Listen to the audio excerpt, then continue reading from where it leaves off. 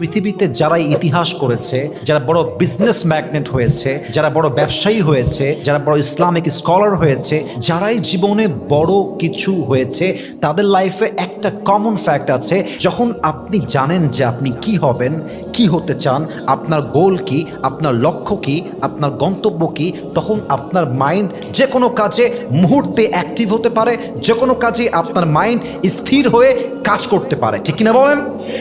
Jeff Bezos, যিনি অ্যামাজনের প্রতিষ্ঠাতা, তিনিও জানতেন যে আমি কি করব, আমার ফিউচার প্ল্যান কি। যতক্ষণ পর্যন্ত আপনি আপনার গোল সম্পর্কে না জানবেন এবং চেষ্টা না করবেন, ততক্ষণ পর্যন্ত আপনি সফলতার দ্বারপ্রান্তে পৌঁছাতে পারবেন না। ঠিক কিনা বলেন? আপনি কি হতে পারেন আগামীতে, এটা ডিপেন্ড করছে আজকের দিনে আপনি কি করছেন। So discipline is very important. আজকে আমরা জানবো যে ডিসিপ্লিনটা আমরা মেনটেন করব কেমনে, কেমনে এটা মেনটেন করলে এটা আমাদের ফিউচারে ভালো কিছু করতে আমাদেরকে হেল্প করবে। আমরা 7টা টিপস জানতে চাই। বলেন সবাই, কয়টা জানতে চাই? নাম্বার 1, যতক্ষণ পর্যন্ত আপনি আপনার গোল নির্ধারণ না করবেন যে আপনি কি হতে চান, what's your future plan, what you want be in your life, what you want to become in your personal life, যতক্ষণ পর্যন্ত গোলটা নির্ধারণ না করতে পারবেন, আপনি আপনার কাজে স্থির হতে পারবেন না। কথা ঠিক আছে কিনা বলেন? That means if your goal is clear, then your mind becomes more focused. If your goal is clear, then your mind becomes more concentrate.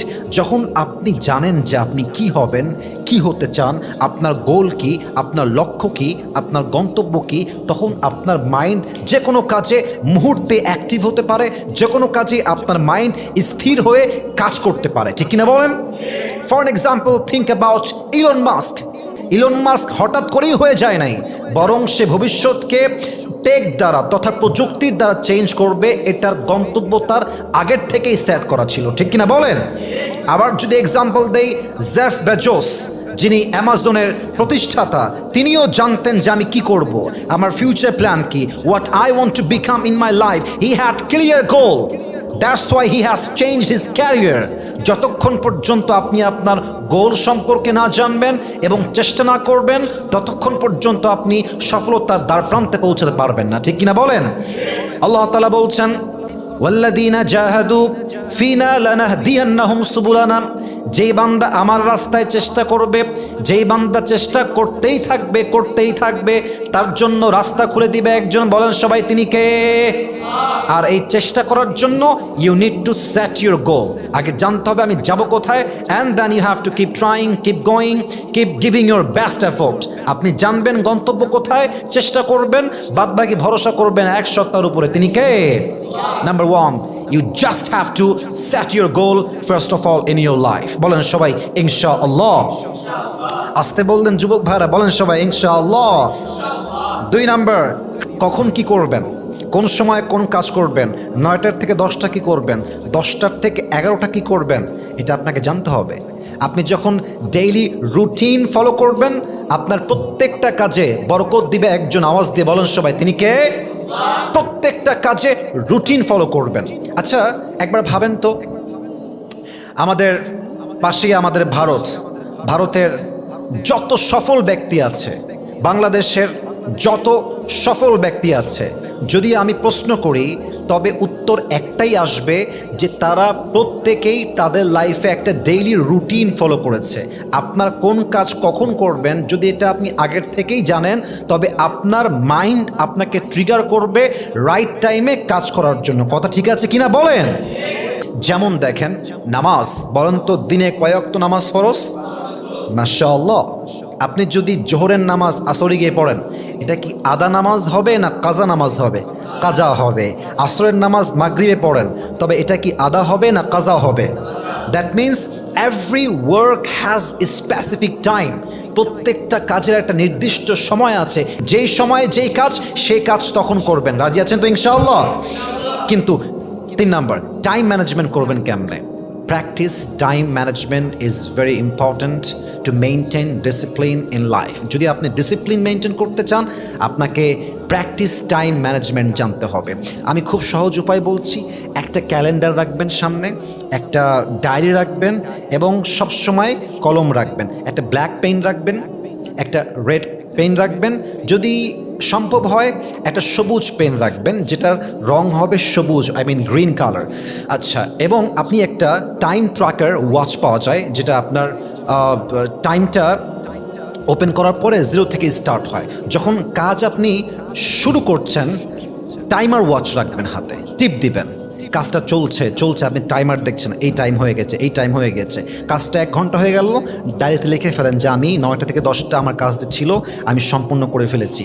পুরো দিনের যত কাজ আছে লিখবেন যে আমি এই টাইমে এই কাজটা করে ফেলেছি। যদি দিনটা সফল যায়, ক্যালেন্ডারে একদম গ্রিন কালারের চিহ্ন দিয়ে দিবেন যে আমার এই দিনটা জুলাই মাসের 5 তারিখ, মাশাআল্লাহ, ইটস সাকসেসফুলি ডান, আমি কাজ করতে পেরেছি। এভাবে যদি আপনি টাইম ম্যানেজমেন্টটা করতে পারেন না, যখন হবে ভালো কাজ দিবেন গ্রিন চিহ্ন, কাজ করতে পারেন নাই তখন দিবেন রেড চিহ্ন।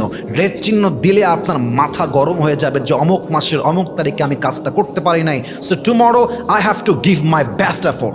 এই যে টাইম ম্যানেজমেন্ট, এটা যদি করতে পারেন, আপনাকে আল্লাহ ডিসিপ্লিন করতে আপনার লাইফকে সবচেয়ে বেশি সাহায্য করবে। পড়েন সবাই সুবহানাল্লাহ।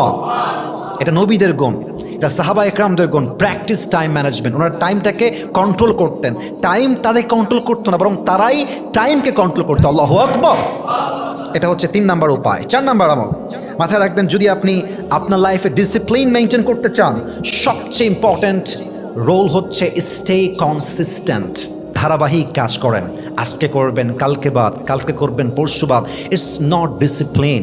ডিসিপ্লিন হচ্ছে, ডিসিপ্লিন মানে একটা শ্রেষ্ঠ কাজ একদিন করলাম, বাদ বাকি দিন বাদ, তা নয়। ডিসিপ্লিন মানে আমার জীবনের যে গন্তব্য, সে গন্তব্যে পৌঁছাবার যেই কাজ, প্রত্যেক দিন, every single day, every hour, every moment, every second, every time আমি সেম কাজটা মৃত্যু পর্যন্ত করেই যাব। ঠিক কিনা বলেন?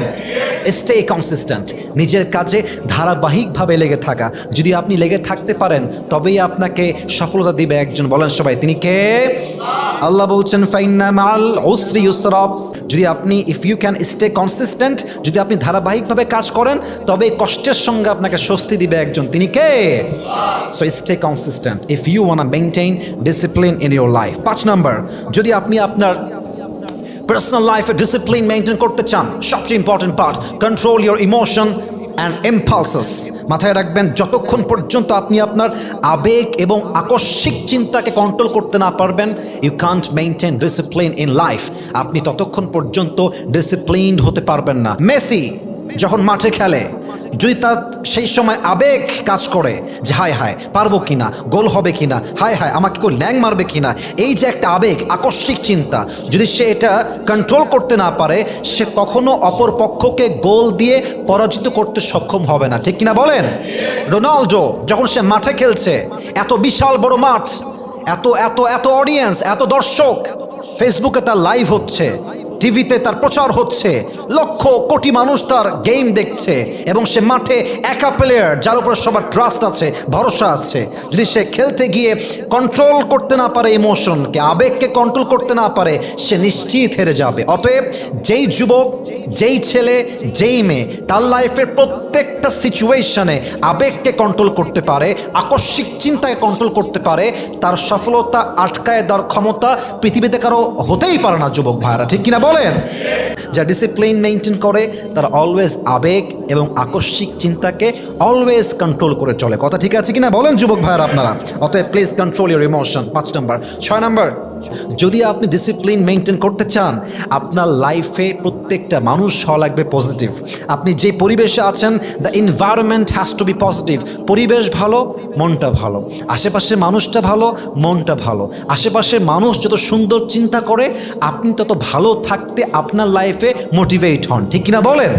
আচ্ছা ভাবেন তো, আমাদের দেশের বর্তমান সরকারের প্রধান উপদেষ্টা ডক্টর ইউনূস সাহেবকে নিয়ে, উনি গ্রামীণ ব্যাংক প্রতিষ্ঠা করেছেন। এটা এভাবে নয় যে একাই করেছেন, বরং তার ব্যাংক প্রতিষ্ঠা করার পেছনে তার আশেপাশে পজিটিভ পিপল ছিল, যারা তাকে মোটিভেট করেছে, অনুপ্রাণিত করেছে। আরে পজিটিভ মানুষ থাকলে একজন মানুষ অসফল হলেও সফলতার দ্বার প্রান্তে পৌঁছায় যায়। ঠিক কিনা বলেন? Positivity is very important part in your life. So surround your self with positive people. আপনার লাইফের আশেপাশের মানুষ যদি পজিটিভ হয়, আপনি কাজে ফোকাস করতে পারবেন, আপনার দিলটা অলওয়েজ খুশি থাকবে, কাজে আপনি কনসেন্ট্রেট করতে পারবেন। আপনি হতাশ হয়ে গেলে আশেপাশে পজিটিভ মানুষগুলো আপনাকে আবার মোটিভেশন দিবে, আপনি আবার অনুপ্রাণিত হবেন, আপনি আবার জ্বলে উঠবেন আপন শক্তিতে, ঠিক কিনা বলেন? So surround yourself with the positive people is very important part in your life. Last and final, আপনার জীবনের ব্যর্থতার থেকে শিক্ষা গ্রহণ করবেন। अगर मैं हार गया इसका मतलब मैंने हारा नहीं, इसका मतलब मैंने कुछ सीखा है।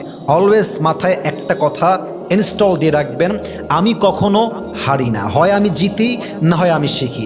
আমার লাইফে হার বলতে কিছু নেই, হয় আমি শিখবো না হয় আমি জিতবো, এছাড়া হেরে যাওয়া বলতে কোনো চ্যাপ্টার আমার লাইফে থাকতেই পারে না, ঠিক কিনা বলেন?